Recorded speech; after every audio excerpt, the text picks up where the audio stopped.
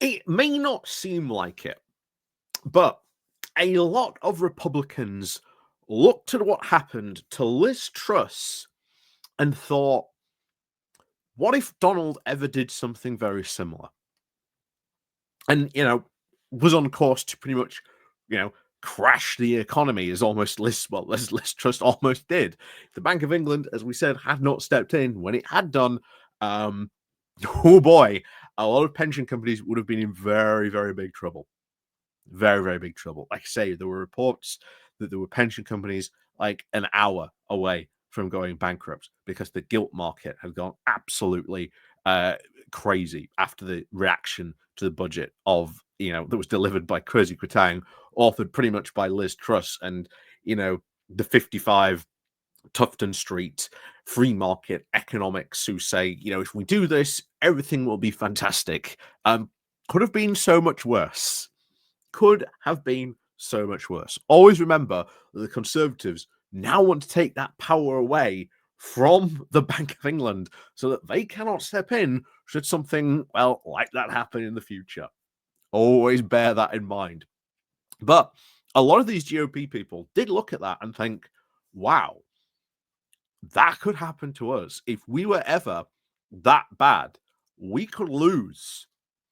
We could lose our voting bloc completely, because the GOP, even though they don't really want to admit it, has really been split in two of the rhinos, as they are called, your traditional sort of Republicans, versus now the MAGA lot. And that it was been made very clear after the recent shenanigans in the Senate of, Elon Musk getting involved in this conversation, showing his power, and basically almost becoming a de facto president, shadow puppeting, Donald Trump in the background. It does not look a very good direction that the GOP is going in. At least it does look that Donald Trump is not going to have an easy ride. It does look like he's potentially not going to have an easy ride, but of course they are worried about what if he performs absolutely catastrophically, especially with the fact the Republicans are now in just so much control of so much now of the US governmental infrastructure. They've got no one else to blame. They can't really blame the Dems. Like say, next year, all the faults are on Donald Trump and the Republicans. And of course, Trump will blame the Republicans. But even then, they'll be like, I'm sorry, that blame is not all on us. And that is when things, I think, could start going interesting, because I really do think next year you could very much see the GOP really start to tear itself apart and really start to have a proper divide. We've seen it in this country from about 2016 onward. Just look what happened to the Conservative Party, where it clearly made a dividing line and just tore itself apart. Maybe this is where that happens. Maybe we see something now similar play out when Trump takes power. It's entirely possible. But this is interesting because I'm going to over a conversation of what a top Democrat, they were in like a congressional elevator and they heard GOP members bashing Musk for some of this stuff. And they are not happy.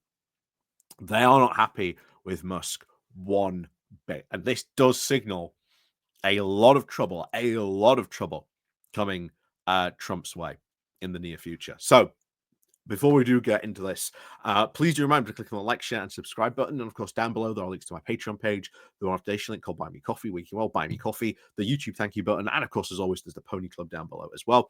And of course, Merry Christmas. It's Christmas as well. So hope you have a very fantastic Merry Christmas tomorrow. Of course, there's going to be no videos, of course, Christmas Day, although maybe I might do a live stream in the morning. I don't know. Depends. I'll see. But of course, as always, thank you very much, of course, to you all. And thank you very much for all your watching and, of course, supporting me throughout this year as well. So thank you very much to everyone. And like I say, let's crack on with this because So this comes from the Daily Beast, with Becca Balint says that she overheard GOP representatives bashing Musk in congressional elevator. So a top Democrat has now revealed that she overheard GOP representatives bad-mouthing Elon Musk in a congressional elevator amid the billionaire tech bros' legislative meddling. Speaking with the Sirius XM's Dean Obeidallah Show, so Obeidallah Show, I can't remember how you say it, but yeah, she said that just earlier, after the government spending package had failed, before now the slimmer version was now passed in the House and Senate on Friday, Vermont Representative Becca Balint said that she had eavesdropped on the GOP representatives who apparently had absolutely nothing pleasant to say about the so-called President Musk. Host Dean Obeidallah asked Balint, said, "What's going on? Elon Musk is saying he is going to primary anyone who votes for this, and he is literally posting that. So what can you tell us?" And that's something else that could become very, very interesting. If Elon Musk, anyone who voted for like this slimmed down version of the bill, if Elon Musk generally starts to primary some of those Republicans and starts to go after them, oh boy. Oh boy, oh boy. That will be fireworks. Like, you are talking, we aren't even into the Trump presidency yet, but already there are huge warning signs of disasters, scandals, all kinds of stuff to come. And it's barely even started. Barely even started. So, Blunt obviously replied, and she said, "I'm so glad you asked about this. I was literally moments ago in an elevator with some Republican members who are fuming about the fact that Musk has inserted himself into this conversation and threats over Twitter to primary them to come after them. Privately, at least, they have had it. They have had it with the likes of Musk, who now think they have a right to insert themselves into the process of elected officials." It's kind of funny. Kind of funny that you've now got GOP who have gone to bat for people like Elon Musk, suddenly turn around and saying, "We've had it with people like Musk." Will they do anything about it? I doubt it. Blenant also took a moment to remind viewers of whatever his wealth and online reach or even advisory role in President-elect Donald Trump's forthcoming government, Musk has not himself won an election of any kind. She said, "We've all been elected to represent our constituents," she said. "He has not been elected. I just want to remind everyone of that. He may be a very wealthy person, but he hasn't been elected to do nothing." Again, these comments were echoed later by a different Republican called Rich McCormick on CNN, who said, "Last time I checked, Elon Musk hasn't won a vote in Congress. He said he has influence and he's put pressure on us to do whatever he thinks the right thing is for him. That I have 760,000 people that voted for me to do the right thing for them. And that's what matters to me." Well, we'll see what happens when the rubber hits the roads. The Republicans have been very clear in the past that they will gladly do things for, Elon Musk or other billionaires at the expense of their voters. So we'll see what happens when the rubber really starts to meet the road on this. This is one of the things of the debt ceiling, of course. Mike Johnson, one of these big Republicans who was like, "We will not increase the debt ceiling. We want to see big spending cuts." But remember, last time Trump was in, it massively increased the debt. So now Trump's gone, "Well, I don't want there to be a debt ceiling." So they're just going to keep on spending and spending and spending, even though they say the exact opposite thing.